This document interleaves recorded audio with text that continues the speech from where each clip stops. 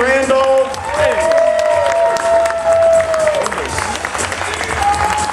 Tom Matthews.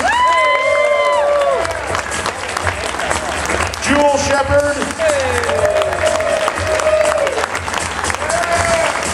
Lou Gallagher.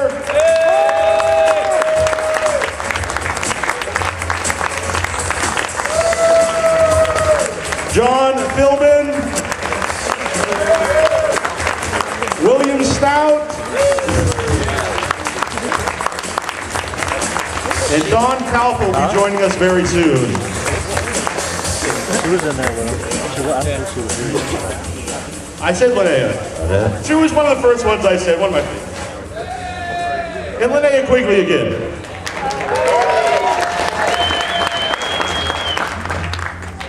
And Clues come ready with the cocktail. Hi, everybody. Now, it's been 25 years since the movie came out. We've seen so many zombie films. What is it about the Return of the Living Dead that stands out above all the other zombie films? The screenplay and the direction and the fact that it's really scary but also really funny. And the funniness doesn't come out of comedy writing, it comes out of the tense, intense horror situations that the characters are. Sort of like Abbott and Costello and Frankenstein. Yeah, it was kind of a seismic shift in zombie movies. Up until that time, zombies were just these slow-moving flesh-eater things, and nobody had ever really thought about it much. And then Dan really thought about it and came up with a really fun idea for this and kind of turned the whole idea on its head. And that's what made such a big impression. That's why it made the impression it did. It lasts till this day. I think it really holds up. And I think the costumes and the music. Yes. It's like, I think it's so unique for that time, the costumes and music, but that. Can't hear. Yeah, first punk rock soundtrack. My answer was the costumes and the music. I thought that was just a huge part of it. Well, I think along those same lines, because a horror film starring a group of teenagers wasn't very unique. That's been happening before and even to this day. But the fact that we were, punks and sort of outside the mainstream teenagers was a unique spin on it. And that was a good excuse for the punk soundtrack, which was amazing and I think put another unique spin on it. Right, John Philbin? I appreciate that. Anyone here have a question? You guys all came out with Leo in the black shirt. I would have gone guy with the giant beard, but black shirt. That's my go-to joke. Hey, this was for Brian. Hey, that's me. All the guys in the house want to know, was Scuzz packing 9.5 inches worth of heat as well? Oh, well, hell yeah. Yeah, I just carried that over from Last American Virgin to this film. We didn't really make use of it like we should have. There's some deleted scenes that only I own copies of. But yes, absolutely. Yeah, originally you thought Linnea was alone on that plinth dancing? Wait, I have to explain for Jewel, because Jewel is looking at me confused and slightly excited at the same time. In the movie The Last American Virgin, which I made before Return of the Living Dead, I had a 9.5-inch penis in which I win the penis measuring contest. Yeah, it was a Merchant Ivory film. I actually have a question from Mark Patton from Nightmare on Elm Street Part 2 for Linnea Quigley. We love Mark Patton. Yeah. He actually wanted me to ask you, did any guys hit on you on set? That's from Mark Patton. I don't think anybody hit on me on set because they thought I would eat their brains. So they kind of stayed away from me. I think they were a little afraid. Oh, the extras did hit on me, that's right. But physically, they hit on me. They submerged themselves on me, and I was terrified. Anybody else on set was hit on? James Karen hit on me mercilessly. Really? I remember that. You were like... Very awkward. It was like, you said, I want to be on top, and he said, no, I do. I was like, back off, Mr. Pathmark. Can you show us on this doll where you touched you? Question from the audience? The produce section. Anybody here? Come on, you have the question. When's the next one coming out? When we're actually all dead. Actually, from previous interviews with a lot of you, you talked about wanting to do a sequel. We tried hard to get, but the financing is just too hard to get. Yeah. We've been trying to put blue in the face. But Beverly made a really good documentary. It's called More Brains. Yes. You guys haven't seen that? Best documentary ever, and I can't tell you enough how accurate it is. Yeah. Everything in there is gospel truth. Why are you guys all laughing? No, it's true. And so if you haven't seen the documentary, it's actually, I mean, if you're not interested in this movie, it'd be a really boring documentary. But if you care about this movie, it's a really great documentary, and it's very lengthy and it's very in-depth, and everyone participated in it, including people that are not here with us today. And Mikey. And Mikey. Mikey Perez produced this thing Oh, as there well. he is, right over there. Anyway, it's a great documentary, and we were all, like, shockingly honest. Brian's just saying that because he's the narrator of it, too. Oh, you got to narrate. It is a good documentary. and very Brian said good. we're shockingly honest, and that's the thing that makes it stand out and be different from other Hollywood documentaries is we broke that unwritten rule and told the truth. We figured after 20-some-odd years, there's no reason to lie, right? Who's there? Who's there? Mr. Stout, which were the most successful zombies from your artwork to screen? Well, Tarman without a doubt, but I have to give at least half the credit, if not even more, to Mr. Alan Troutman because he made that suit come alive in a way that no stuntman could do. I insisted it had to be an actor, and fortunately we got it great. And wouldn't we love to see that move? Oh, yes. Tarman Shannon, please. Speech. Come on. It's nowhere near as scary. Here, it just looks kind of weird.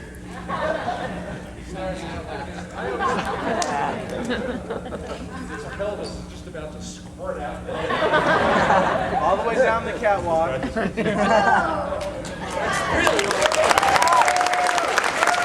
Now it just sort of looks like a drunk insurance salesman. Anakin mentioned. It's like the professor that just stayed out a little too late. Yeah. The other one that really stands out is the half corpse, which Brian Peck had a big hand. That's a big hand. And we all love the split dog. Oh, yeah. And the butterflies. I love the butterflies. And the yellow man. And the yellow man. And Dan, when Dan O'Bannon wrote the screenplay, he got together with me and he said, look, I don't want this to be like other zombie movies. I want principal corpses. He says, in regular films, we have principal actors, and those are the lead actors in the film. He said, in this movie, we have principal corpses. So I want you to design me some very distinctive corpses that have not been seen in any other film. So that was a real fun thing to do. Yeah. Now, actually, Tom and Beverly told me before that they went out on a date to get into the role. Tom, tell it. Do you remember? You don't even remember. You do remember, but go ahead. I really, yes. I've heard we went on. I don't really remember. They gave him money for us to go I don't think out. that's a compliment. We can't remember where we went. We can't remember what we did. And We were young. Or the best. yeah, Okay, was there tongue involved? no, I think we were both just very I shy. think I had the lamb, actually. What? What was that? You have the tongue Me and involved. Joel had a great date after the movie. Like during the movie, she used to give me shit the whole time, and then like on the closing day, I was washing blood or something off. She's like, "Oh, dude, you're hot," and then so afterwards, we went on a Tell. everything. tell. Man. It was awesome, man. Joel was just this kid. She was wearing like fluorescent green, and I had a black light, and it was just fantastic. It was great. I mean, fluorescent green and blood. It was like, oh, you're so hot. We didn't film it or anything like that, but it should have been in the, yeah, we should have put it in the movie. It was awesome. Audience, right here. If there was a remake, what actors would you want to play your part? I like that little Amanda girl, the little one with the long blonde hair. Favorite? Yeah, I like her. I'm done. Oh, man, I I don't think know. Aaron Paul from Breaking Bad should play Scott. Oh, yeah.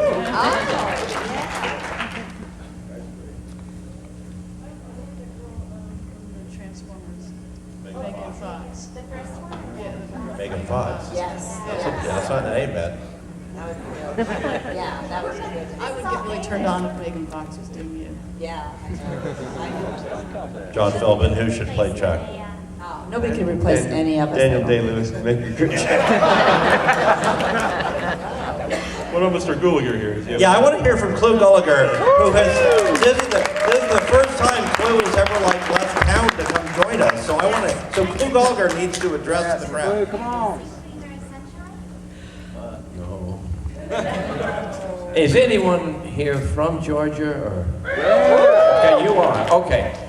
My people came from Georgia. I'm an Indian, and we moved to Oklahoma, and I'm a cowboy from Oklahoma, literally, and then became an actor in the Marine Corps. And people here have asked me about my names. So many questions.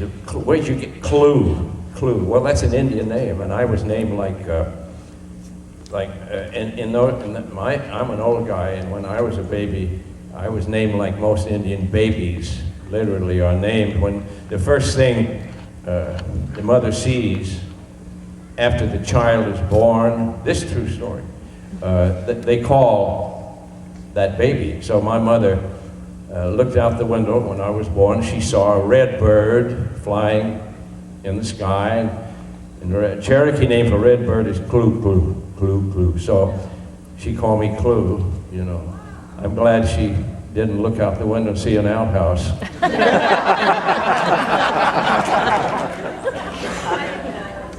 It's a long time. My Big build up for nothing, John. My Indian name is Broken Rubber. The reason I think this picture was successful, if it was, is because of the sex. I thought Brian Peck was the sexiest thing I've ever seen. Linnea, do you want to trade seats? He's put on a little muscle since that film. Oh, is that what you call it? He's expanded a little bit, mostly muscle, and yeah. This is classy. This is the classiest panel. Just like inside the actor's studio, isn't it? We sure do thank you guys for coming over and watching this panel, because we don't know what to say. You could be up at Fandingles getting drunk right now, or Dangles, or whatever it's called. Audience. Right here. Woman right there, yeah. Did everybody that was in the Tarman scene, had they shown, did they expose y'all to Tarman, or did they like spring Alan on y'all? That was a surprise. They'd hung a sheet, and that was a surprise. And then they started to roll, and then down we go. So yeah. Did any of y'all scream and run, and then have to come back or anything? It was a little awkward because I couldn't. I had to stay there, but I thought it was fascinating. It was a fascinating costume, and I thought, my gosh, that's fabulous. And so it wasn't something that was frightening, but I liked the aspect that it was a surprise. That was really fun. The broken step was a surprise. Yeah, it's not fun. Looking back on it, though, do you think it helped your performance falling through the steps? Or do you think you would have done just as well? I think it hurt her. I was black and blue, so no, it just ticked me off. I was just like, really? On Conan the Barbarian, my director, John Milius, told Arnold, who was getting battered and cut in all kinds of different places, he said, the pain is temporary, the film is forever. Oh. Yeah. That's true. Except my hip replacement's going to cost a lot in a few years. Yes. I guess I was unusual in that I never came to the set unless I had to get hosed down and work or something. But I remember seeing this guy I didn't know sitting off all by himself in this outfit. He couldn't drink or smoke or talk to anybody. He was sitting all by himself. And I felt really sorry for him. And then, then they'd put us into a scene and call action, and he'd come out and do this thing. And I mean, we couldn't fake our amazement at, what a transformation. It was a human being, but it did not resemble a real person. And then he would go back to waiting, and it was, no one could talk to him because he was so unreal. It was surreal. It was an amazing job. At that time, I'd never seen anybody do anything like that, so committed to that kind of performance. It was awesome. Good work. Alan, tell them about, one of my favorite stories is about, because obviously you would sweat a lot in that suit. Oh, yeah, I was About gonna when ask someone about else had to put it on. Oh, gosh, yeah. Well, first of all, this explains why I don't have too many backstage stories. Or off, because most of the time I'm just like on a slant board, just sort of like waiting to go on, and nobody really, there was like this perimeter around me. What the heck is that? I don't know. I'm not going to talk to it. We've become very good friends with Alan since, but on set we were like, oh, don't talk to that guy. Who knows what's in there? But what did you ask me about? No, about when you had to take the suit off. Oh God, yeah. The scene where where Clute knocks my head off at the end. The way they did that was they actually hired another performer who, without a head, who was about that tall. To get in the suit after me, all right, and then it was a fake head, and he knocked it off. So I would walk out, and then he would swing, cut, great, you got out of the suit, you get into the suit. And if I remember correctly, that was like the last day of shooting for me, and I was like done with it. I got out of that suit, and I was like, oh my God, I can't believe you're gonna put somebody else in this thing, because it's wet and smelly, and I'd been in that thing for, a couple of weeks. I just felt awful for that guy. It was hot. We shot this movie during the summer, and we were on this warehouse. It was really hot, and there was sweltering. And I just laughed all the way home. So this guy literally got to get not only in Alan's sweaty, smelly suit, but literally covering his face, so his nose was like, that was the most horrific thing about the film. Oh, God. You had to keep his face forward, because if he turned from side to side, he'd be in Alan's armpits. Anybody else? Right there. Return of the Living Dead nerds, prior to the documentary that was made, always read stories about what Dan O'Bannon was like on the set. And it kind of made it seem a little crazy, but when the documentary was on, I think because he had recently passed and maybe you guys were being a little nice. I just want to hear more about the real on-set Dan. The honest truth is that we literally don't all have the same story, because we got along with Dan differently, to be honest with you. Well, I'm staring at you because you're female, and honestly, he was not nearly as nice to the females as he was to the guys. I mean, he was tougher on them. Okay, Dan was a really difficult guy. And he and Clue did not like each other, right? Dan did not like each other. I love Dan. They did not like each other. God rest his soul. Dan was a substitute director. Toby Hooper, from your part of the country, Texas Chainsaw Massacre, was scheduled to direct. And you know this better than I do, most of you. He couldn't, for some reason. Dan wrote the script as a joke. He won the contest. So they said, you direct it. And he said, well, he directed it. And he didn't know how to prepare for a day's shooting because he was a writer, one of the great writers, literally, in Hollywood. He wrote Alien, and he was one of the best writers we've had in the 20th century, I felt, for screenplays. But he didn't know how to prepare for movies. I was an experienced actor who didn't know my ass, and I got on the set. These guys had rehearsed for 2 weeks with Dan. I got on the set. I was a big shot in my own mind, and I didn't know where we were. These guys were so good. but they'd been preparing for 2 weeks. And I said, boy, I'm out of my league here. So I started acting, and we got into the film, and I was so frustrated because each day Dan would come to the set, this great writer, come to the set as director. And I was confused, and I got a little upset one day. Yeah, he threw lots of stuff all over the place. And I started to go after Dan. With a baseball bat. And James Karen, my assistant in the film, Hold him away. grabbed my arm and said, "You don't want to do that." And I said, "That's right." Too bad. But Dan had a disease. He was dying, and I did not know this. He died That's why he a few years later, but he had a permanent disabling disease, and I didn't know he was dying. And he came to a panel for me one time in a theater, and he was just about dead in Hollywood, and I didn't know this. And he gave some beautiful words, beautiful talks, and I went to his memorial service, and his wife said, "Well, you and he are okay now." I said, "You bet." So that's how it turned out. Oh, that's really nice.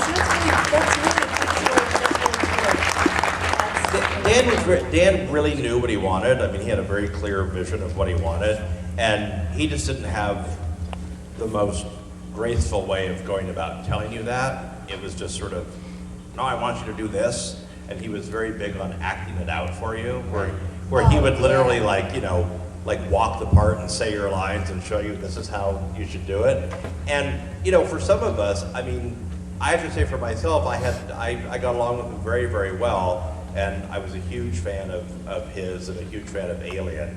I think I mentioned the story in the documentary, but I mean, when I got cast in this movie, I had the one sheet for Alien framed in my bedroom because I was such a fan of that movie. So I was really excited to be working with Dan. So I kind of just showed up and said, He just really didn't like.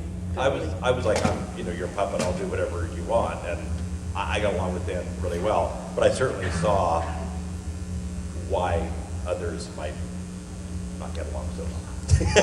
With that. But he's a brilliant writer. He's a brilliant guy. It was the first film he directed, and I don't think he had learned the fine art of working with actors, where you're half director, half therapist. And he was just fairly abrupt and told you what he wanted, and sometimes that worked, and sometimes it. See, that's so strange to me because I had a totally different experience of that. Yeah, with Jimmy and I, and he would just let us go off, and it was almost like an improvisation. I just he didn't say boo to us. And you guys got to go to the Christmas parties. And we went to Christmas parties. Beverly's got a very horrifying story. My experience with Dan was after I'd been cast and the papers had been signed, he asked me to come over to his house to read lines. And so... That's to do lines, honey. Yeah. I was 19 at the time. I might have been 18, I don't know, 19. And I go to his house and there's guns on the table. There's a gun. I didn't know this, and everybody else understood that Don kept guns around the house. But they were literally sitting all over. And so I walk in, he's got porn on the TV. Oh, yeah. Do lines, do some porn. Yeah. And I'm just starting to go, oh my God, what in the world? And 18 or 19, yeah. And so he gets a phone, so I'm getting nervous and not knowing what's expected of me.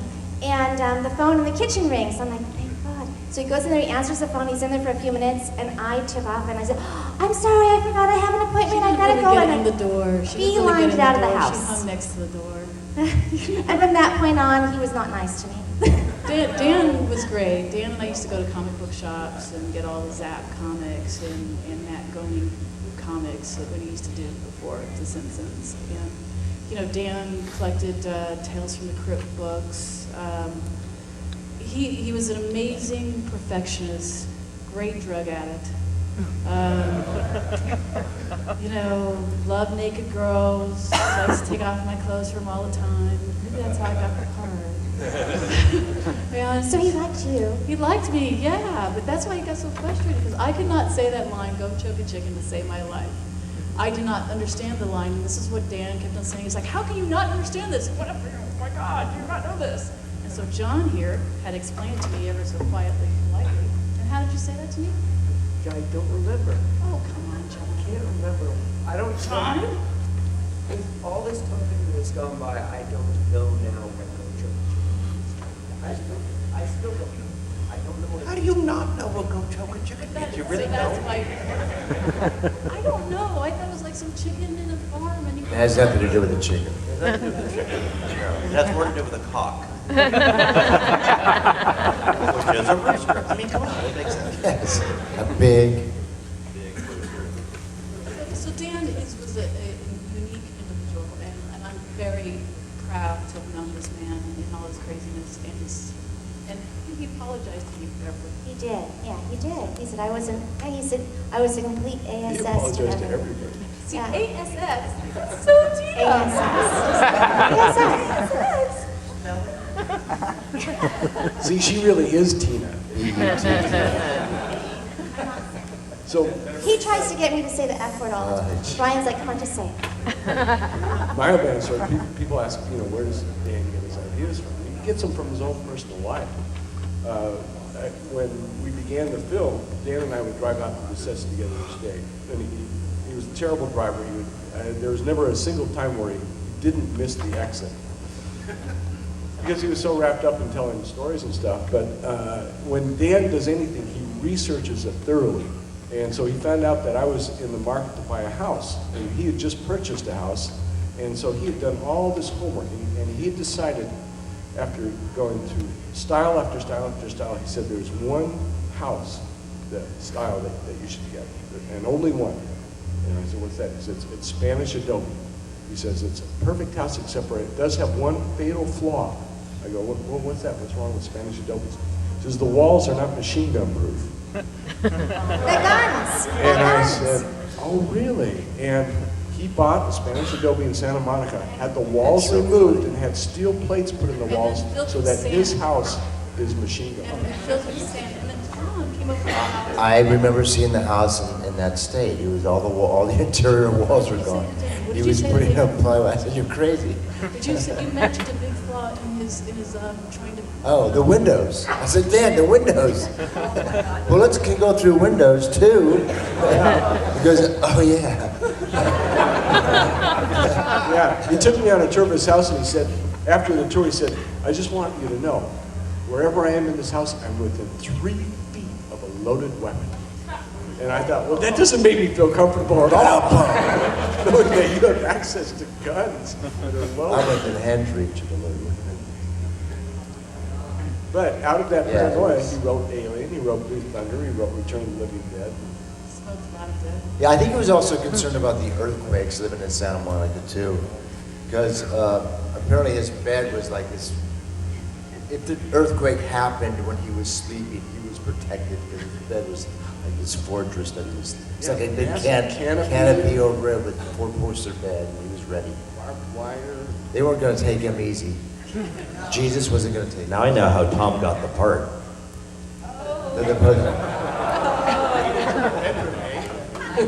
Well, I'd like to point out, by the way, that Tarman is sitting right in the front row. Hi, Tarman. Good to see you again. Make someone else put that on after you sweat in it.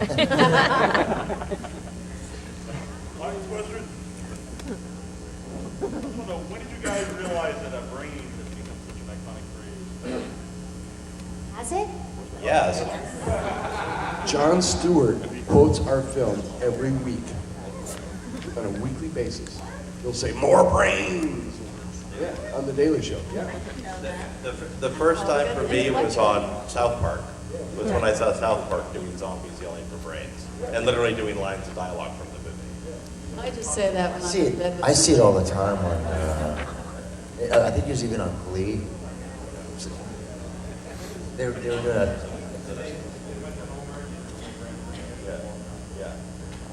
And apparently, I mean, it's just become a thing now. Not everything, like Walking Dead, they're not after brains per se.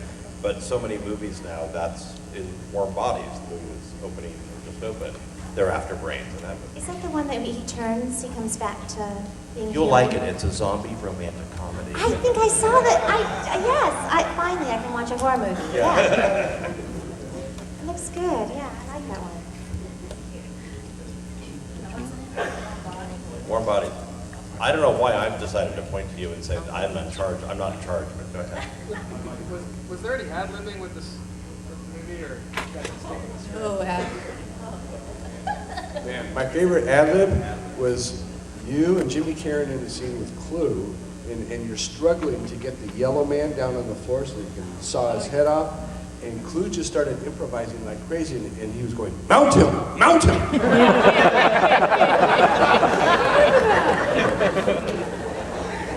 So we mounted him. He just meant takes the yellow cadaver to a taxidermist, is all he meant. I remember that guy being naked with a little like net thing, and I was shocked. I couldn't believe that. It was like, And you said, oh my God, I can almost see his P-E-N-I-S. wee wee. I don't know. There was some ad-libbing here and there, but not a ton. I mean, for the most part, even the scenes where we were kind of all screaming and yelling and talking over each other was fairly scripted. But we had, as Clue mentioned before, which is so unheard of on any movie, much less a zombie movie, we did have 2 full weeks of rehearsal, with the exception of Clue, who had not been cast yet. They were still trying to cast his role. But we all rehearsed for 2 weeks, and so by the time we got around to shooting those scenes, we knew the lines and we were really practiced on what we were doing, so that sort of rapid fire way of talking and sort of overlapping ended up sounding very natural, but it was scripted. Right here. Beverly, when you notice you're late in the graveyard and you say "oh fudge," was that an ad-lib or the written word "oh fudge"? That was the written word, yeah. Fudge was actually. Oh fudge. Yeah. Thank They heaven. changed it I from didn't- brownies to fudge. actually. The original was brownies. Oh, brownies. The fact is, but Dan just happened to cast the perfect person for the role, because that's so Beverly, you just assume that she didn't want to say, But the did- other fudge word. Was it Beverly or did Beverly become the character? When was the seed planted? So in regards to the script question, I read the screenplay. It was very funny, but I was there for the first table read with the actors, and that's when I realized just how much actors can bring to a screenplay. They made that script twice as funny just by the delivery of Thank the you, lines. Bill. They took lines that Thank were you very straight and they were incredible, and I've worshipped at the feet of actors ever since. Why are you sitting?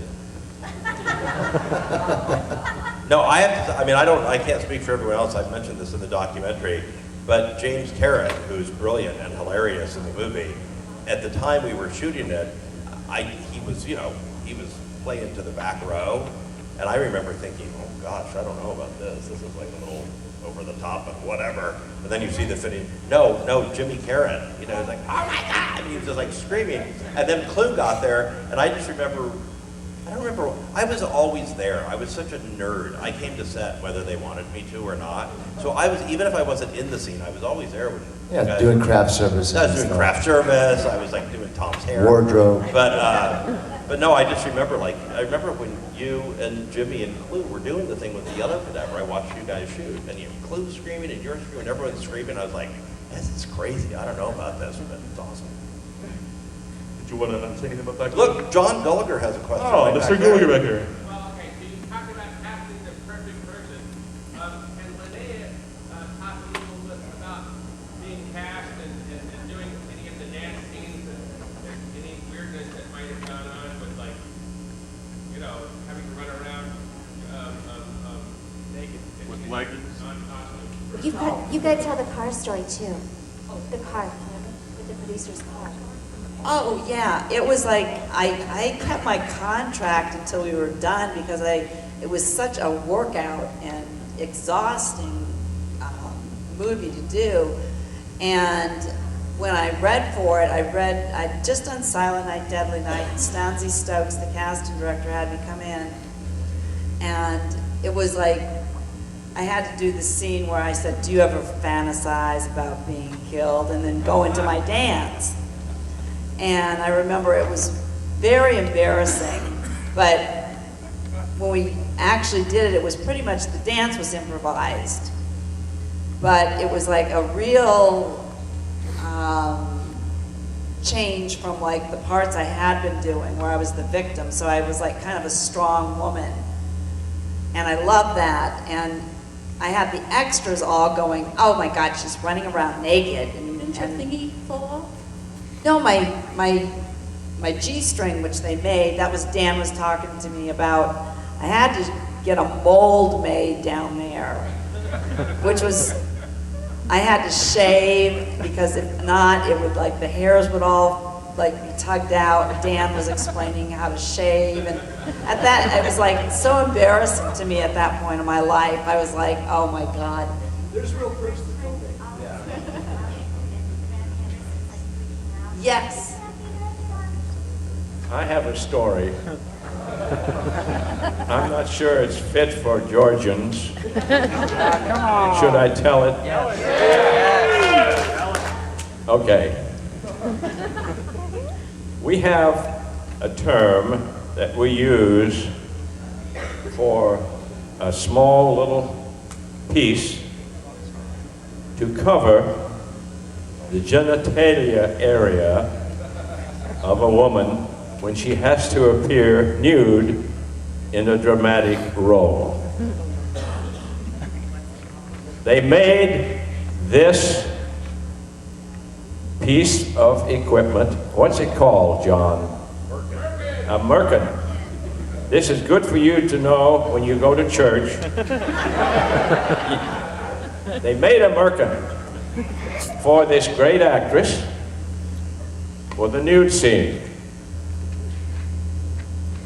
It looked so vulgar. They said, it looks less vulgar bare. No merkin. Now this is what I heard. You may correct me on this. So she finally had to go stark naked without the merkin covering the prize. And I just loved watching her work. I am so glad you like watching my work. But there were scenes where, like, from the back and everything, I did have to take it off because it was like a G-string. It was glued to me. And when I had to go to the bathroom, I had to be like, can you unglue me? It was, like, so embarrassing to have to do that. But it was definitely very cold with the rain and everything. And actually, the day of the dance, there was no rain and it was comfortable, except for the road flares that Brian was terribly scarred from.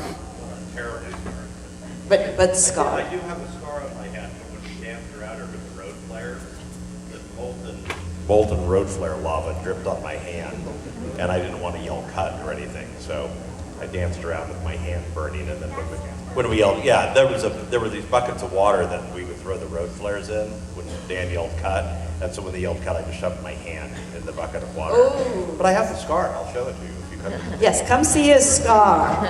But John didn't know that I was going to be that way, and I think he was a little bit shocked. Excited. Here's how I remember it. You know, it says Linnea had started her dance, and Graham Henderson, the line producer, walked by and said, "Oh my God, Dan, it's full frontal nudity. You can't show pubic hair in a film." And so, Dan said, "Well, I'll take care of that." He came over to me and said, "Go have her shaved." So we shaved Linnea, and she started the scene again, and Graham's walking by. "This is worse. You could see my Backlit. we get." So Dan pulled me aside. He said, "Go have her cast. We'll make a pussy plug. We'll make her like a Barbie doll." And so that's how she became seamless in the film. Oh, that's it. Boy, my memory kind of blocked a lot of that out. Oh, I wrecked. Mold was sold on eBay for a lot of money. Oh my God. They just poured plastic. One thing I did do was Graham Henderson, the line producer, I was freezing, so he offered for me to sit in his heated Jaguar, and I sat in it, and he's got paint in there from my white paint that I was painted, and on his leather seats that he's never been able to get out. And since then, the wife of Graham Henderson said, did they have an affair? it was just, they did. She was so worried because of the stain in the seats. It never came out. Yeah. And how tall is he? 6'4"? Yeah. So, and Linnea, how tall? But small. 152, large. Yeah. Did you? No, we didn't. No, we didn't. Question there as well.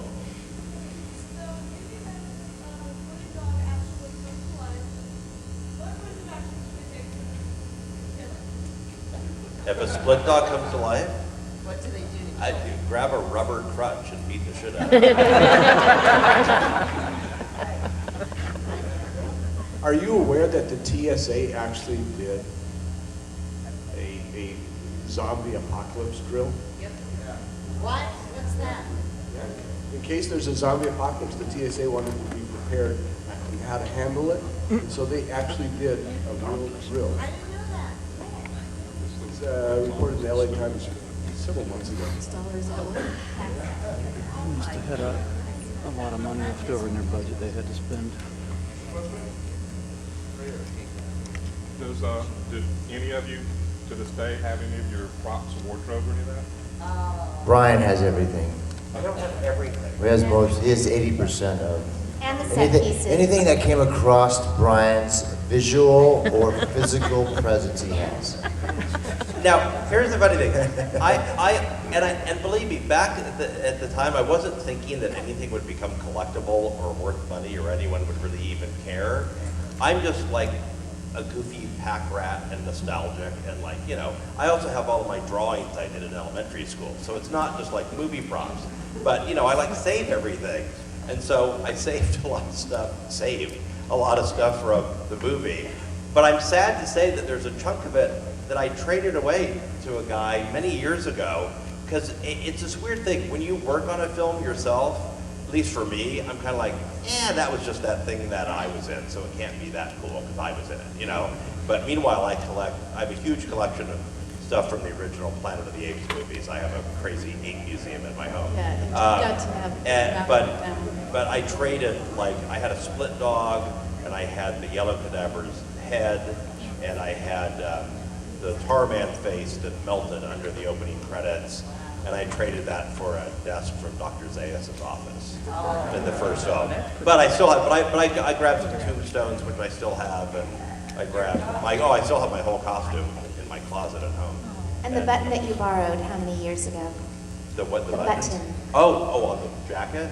Oh, I borrowed most of those buttons from a friend of mine who was kind of, you know, more of a punk rock person, and never gave them back. So I just hung my costume up in the closet. So I took some things. I have some things, but I gave some of it away. So now I want that stuff back when I kept all the art. Yeah. On every film I've made, I've kept all the art. It's part of my contract. And the only thing I saved from that film is one day the construction guys were constructing. They built part of the closet, like a work closet, and there were bookshelves in there. And they said, you know, what color you want these bookshelves? I said, oh, you know, just paint them white. And then I realized about 10 minutes later that Dan had wanted those to be raw wood. So I went, oh no, I ran back and they had already painted one of them white. And I said, I'm so sorry. I don't know if we're gonna have to build new ones or whatever, but these are supposed to be natural wood. The guy said, come back in 10 minutes. I came back in 10 minutes and I got this close and I still couldn't tell which was the real wood grain and which was the painted wood grain. And they did it in 10 minutes with combs. It was just unbelievable. And so that bookcase, that faux painted wood bookcase, I've still got that. Beverly, what happened to your copy? I had it forever, and then about 6 years ago I threw it away, thinking I didn't need it. I know. All of it, I know. Sad. Didn't think you were going to wear it again? Just thought, I'm never going to fit into that. Right. I have my shirt because it was my shirt, and then I have my prosthetic eyes. I didn't steal anything, Brian. That's what you're referring to. Linnea, do you have anything from here? I've got the breakaway top, the vest, and the shorts. So I You because still we use made that, do you? multiples of them. Breakaway top? The what? Do you still use that? The breakaway? Oh yeah, all the time when I go out, I just wear that. You know. Yes. That's cool. Lou, did you take any? Yes, I did. One night it was raining and we were outside and I needed to go to the little boys' room and I just couldn't leave the set. There was a little cup here and I got the cup and I filled it up. I still have that.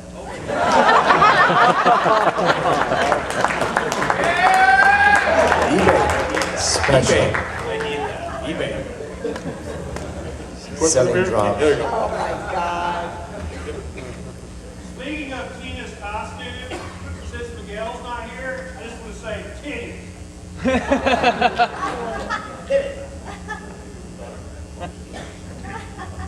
When we started, I asked the audience for favorite lines. Do any of you have a favorite line from the movie? Does it have to be our line or someone else? Anything from the film. But send more cops. That's like my favorite. Send more paramedics.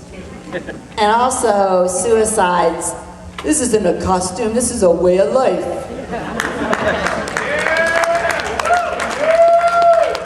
And my favorite line that was cut out of the film, I ain't taking no fucking bus. Where was that? Where was that? Oh, when they're on the ride. introduction, when we're walking up the sidewalk, that scene was like twice as long. But the scene cuts in the movie at that certain point. Let's go, Freddie always knows where there's a place to party. Yeah. But then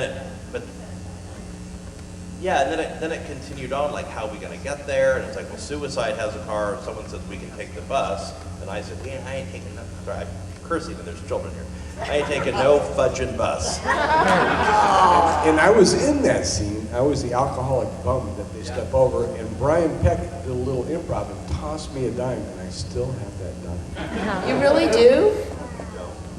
Oh. Well, I'm Neil Jones from Without Your Head. Let's hear it for the panel here from Return of the Living Dead.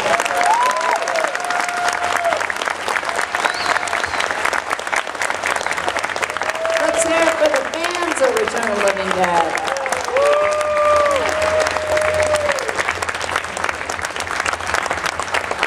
Yeah, thank you guys, so we can still actually get together 28 years later and people still care. It's very nice. Thank you.